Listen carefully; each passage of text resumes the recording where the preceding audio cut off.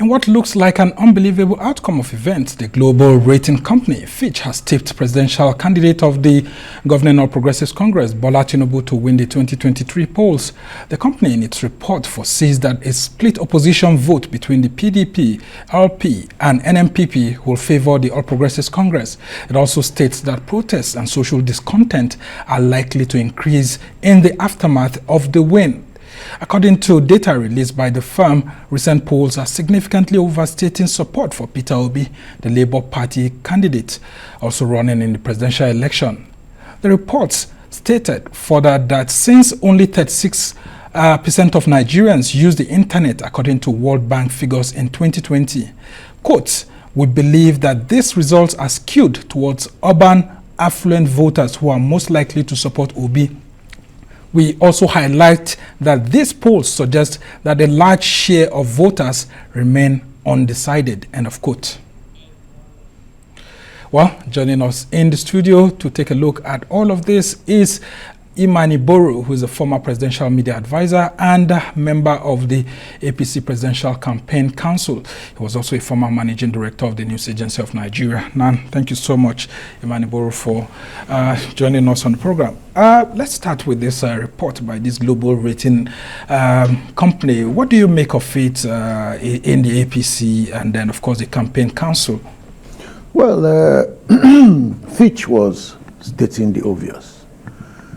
They are very well-known, world-renowned organization, and they don't pluck facts from space. They pluck facts from physical, credible evidence. We always knew that the presidency is for APC to win. The facts are clear, and the factors that undergird this truism are that, in the first place, APC controls 22 states of the 36. The closest opposition has 13 states. And PDP, those 13 states of PDP, right now you have about 5 governors walking away from the presidential candidate, as it were. Very much what happened to Goodluck Jonathan. In 2014, coincidentally, you were there. I was right there. And you know, one of the APC chieftains, Sam Kire, raised this issue and said, it looks like PDP didn't learn. The same thing that happened in 2014 seems like it's what's going to happen in 2023. Clearly, that is what is going on already. And that is because you cannot build a political career on betrayal, on backstabbing, on double talk. One of the reasons I left PDP was this kind of things. There is no way I was going to stay in PDP to work with the very people who backstabbed Goodluck Jonathan, who gave him assurances and then turned against him. These same people. It is nemesis. Nemesis. Your principal, Goodluck Jonathan, has gone ahead to endorse Atiku Abubakar. What do you make of that? Well, he is a PDP person, but I know that in his heart of hearts, he supports APC and Tinubu. So it should be taken like a decoy. Well, I'm not saying it's a decoy. You know, he is a PDP person, but he has his own feelings. He has his own thoughts. So he was just acting as a party man. Well, he's a party man, but I know in my heart of hearts that he has nothing against Tinubu's emergence as president. And you see how he received Tinubu when Tinubu came to visit him. Yeah, and I mean, a lot of Nigerians are... And I can tell you, this is what happened in 2011. When Tinubu came to visit him at the State House in Marina, in the build-up to that election, his first election, you know, there were issues then, you know, people weren't sure where Tinubu stood and all that. A couple of days, we went to Lagos, and Tinubu came. And when they walked out hand in hand. The same way they walked in hand in hand. When you see those two people walking hand in hand, you know that things are about to happen, but I will say no more.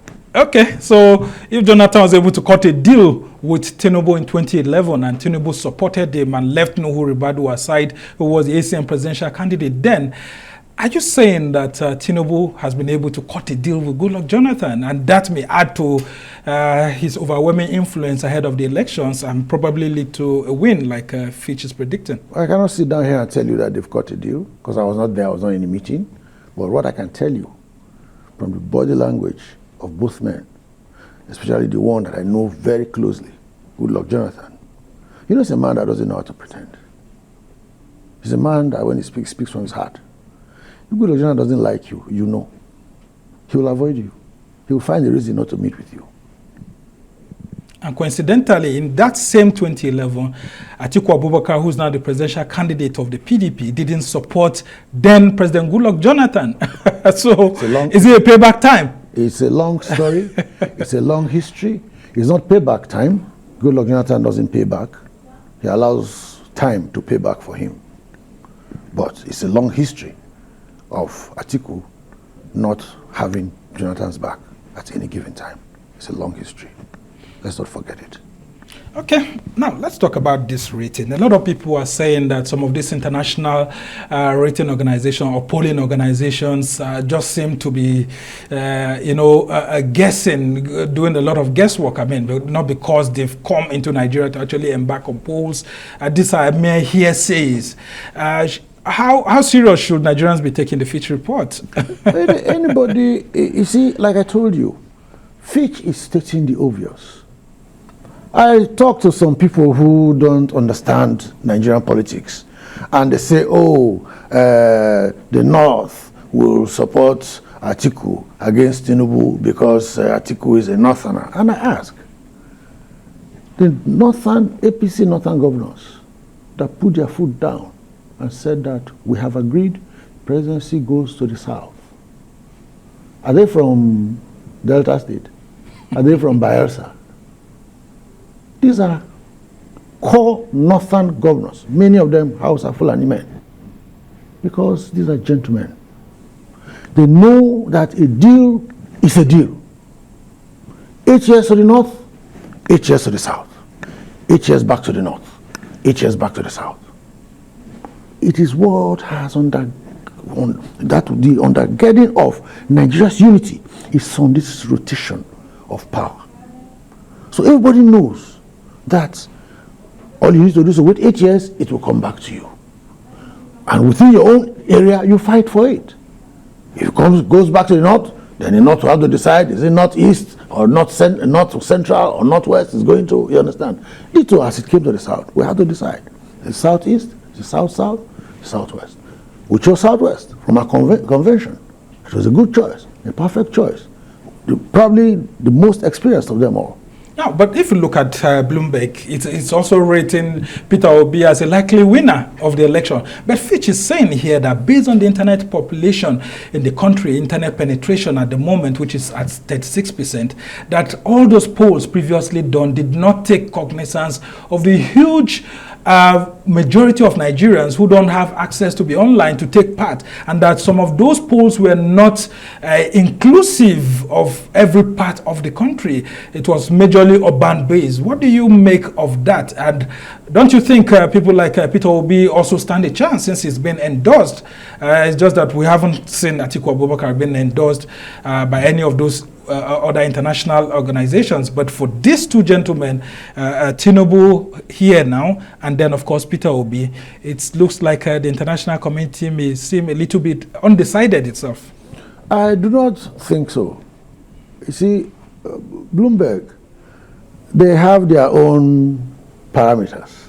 And their parameters are very urban, very elite. And I say, like Bill Clinton used to say, all politics is local. If you go into the deep penetrations of political influence, of political areas, you find that I doubt, even this 36% that the World Bank, I doubt if it's up to that. People who actually have access and are active using the internet for social media presence. Yeah, people can have access, but how many people use that access to state political positions? So I said this before, the Peter Obi phenomenon, great, excellent. I saw him at the airport the other day. I said, Mr. Governor, you are making waves. You know, we smile and we took picture together and we left. I have nothing against Peter Obi, but I also know that the Peter Obi movement is an elite movement, and the people who actually own the votes in Nigeria are these people who are really down there, who are below that median. You hardly know that they are there. So are they the people that the APC is targeting that's making Fitch to want to say, look, it looks like these guys are pressing the right buttons when it comes to the electorate, because they were very, very clear in stating that the North remains the dominant determinant of whoever becomes the Nigerian president, and that from the way things are going, that the APC is using its dominance as the governing party to actually penetrate that part of the country. Is that the reason why Tinubu is concentrating more on the North than some of the southern states, especially without even going to the southeast? Well, let me correct that. I do not think he's concentrating on the north and not concentrating on the south. He's a southerner. He needs to go and talk to the north first before he comes back home to us. It's already our own. It shouldn't spend too much time on us. Let him spend more time in the area where he needs new people, new converts. People who say, okay, yeah, we know you, now we know you better. So it's good for him to start from the north. He will come back here eventually. But that is where he should start from. And let me also tell you something I always say. One thing that APC has going for it is what I always refer to as Buhari's 12 million shock-proof votes. I think those votes are still there, ready-made for Tinubu to inherit. I can tell you that the majority of those votes are still in place. And then don't forget, the northern governors who control the politics of their areas are all suddenly as one solid unit behind Bola Tinubu.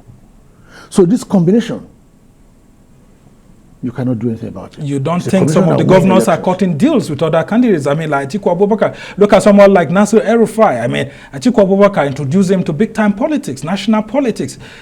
You think that at the nick of time, when, I mean, it's like 3 days to, we won't see some of these governors actually, you know, wanting to backstab your presidential candidates. Let me tell you something about power, which I'm sure you know already because you're a very experienced journalist. If an El-Rufai cuts a deal with a PDP president, what happens to his legacy in his own state? Because as soon as the PDP president comes, the PDP in his own state comes alive. What happens? The pursuit of power does not take prisoners. So yes, you can talk, you can cut deals, but when you are cutting deals, what is in Nasir El-Rufai's, what will an Atiku give Nasir El-Rufai as compensation for support that the Tinubu will probably not give twice of? Well, both of them are northerners and Tinubu is not. I don't think, if that was the case, then the northern governors, including El-Rufai, had an opportunity when Lawan, the Senate president, was trotted out a few hours to the convention to say, oh, well, party supremacy, well, nothing we can do, and go for him. They did not. They stood on honor. I don't think anything has changed between then and now. Okay, Imani Boru, let's talk about this issue of violence that Fitch is predicting. If a Tinubu is announced winner, Fitch is saying that there's going to be likelihood of violence like it happened in 2011. Why do you think that they are predicting violence? Is it that Nigerians may not easily accept a Tinubu's win, or some politicians who do not anticipate a Tinubu we may want to stoke violence? Well, let me ask you a question. Electoral violence in Nigeria, in the history of electoral violence, what are the critical areas where violence has erupted? The Northwest, Kano, parts of Kaduna, sometimes in the Northeast. All those areas are APC-controlled areas right now. Are we going to... Except for Bauchi. Well, Bauchi, which is, you know, yes, Bauchi is just one place in a large area. That's APC on the total map. So are we going to go to Kano to protest against our own victory? No. See what happens, what causes electoral violence is this. You cannot rig an election where you are not on ground without consequences. You come to my village, you come to my ward, and you come and you change the vote there. People will not let you go. But if things follow the predicted pattern, the expected pattern, people are not mad, people are not stupid. They say, okay, well, that's what we expected. It's okay, let it go. But if against the run of opinion, the run of, all local, everything that you know is true, and you see some drama, people will pour on this, nobody needs to bring bodies, people pour on the streets spontaneously, say, no, we won't take this. The other place where a lot of violence historically has happened in Nigeria over political is Lagos. That's Tinubu's base. So you think Lagosians are going to come out to protest against their own victory? The violence that Fitch is talking about is violence along the line of that toll gates kind of violence, that elite. Yeah, the sort of answers, what you're calling it elite. Yes. I mean, people who are actually young people who are backing, for example, some of them actually, I didn't say all, some of them are backing Peter Obi, and that's part of the wave that we're seeing all around. And so isn't it going to be a cause of concern even for your party on how to manage such an occurrence if it ever happens? You see, that is why from this point on, because those young people are full of expectations and they don't think this election is going to be rigged. Yes, the young people are full of expectations. And that's why from this point on, we need to keep telling them that, look, elections don't necessarily go the way you think. See, many of them are young and inexperienced. This is the first time that they're actually taking part in this process actively. They've not like us seen the kind of disappointment we've seen in the past. We've seen things that are really hot. I told somebody once that if I was going to die of heart attack, it would have been 2015 when everything. You understand? But when it was an incumbent and everything looked like it was going your way until. But we lost it.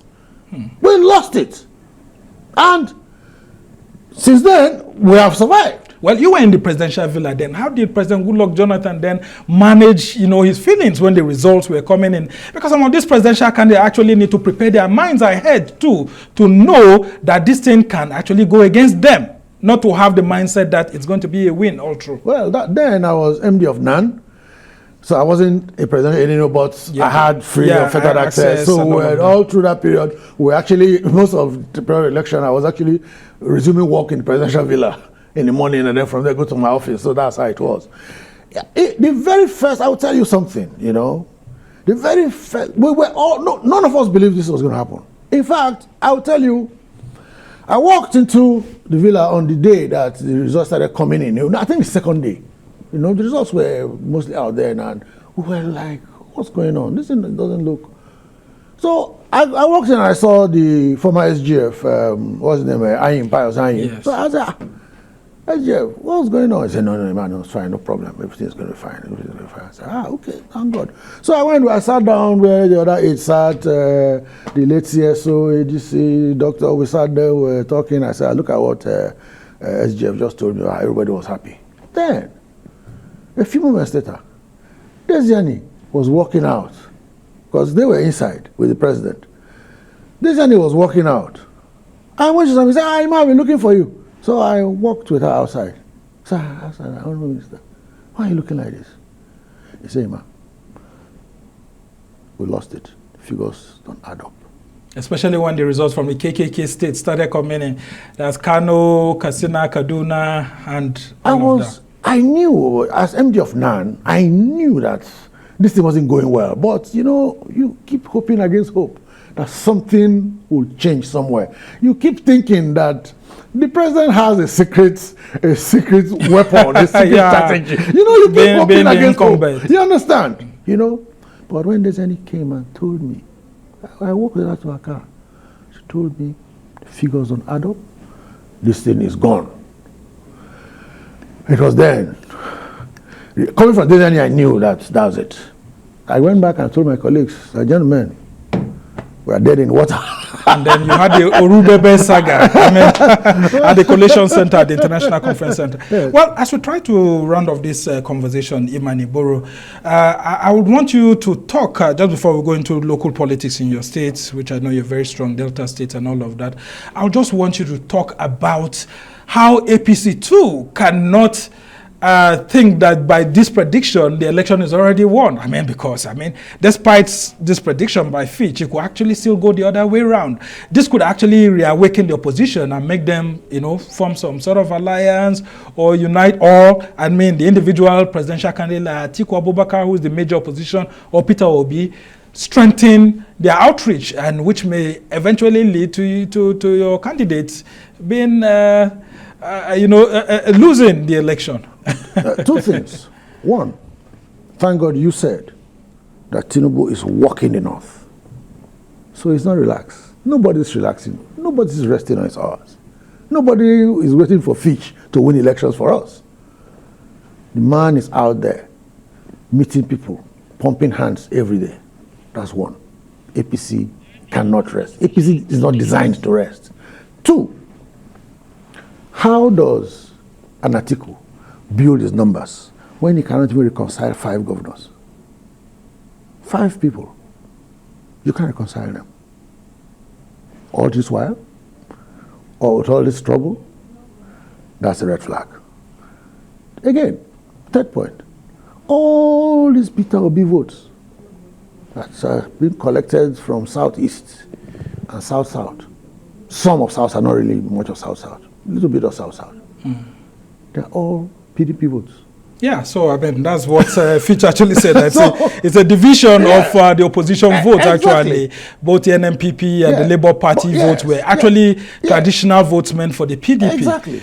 Okay, as we try to round off this conversation, you have been campaigning for your candidate, the governorship candidate of the APC in Delta State, and we've seen lots of things, accusation between the outgoing Delta State governor and, of course, the APC governorship candidate, Ovioma Agege, on whether projects were done or not and all of that.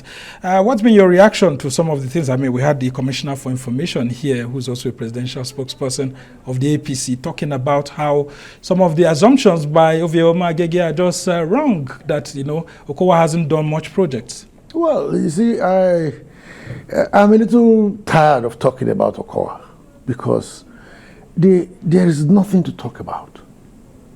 It is actually a little embarrassing for those of us who supported him when he came into office. I contributed money.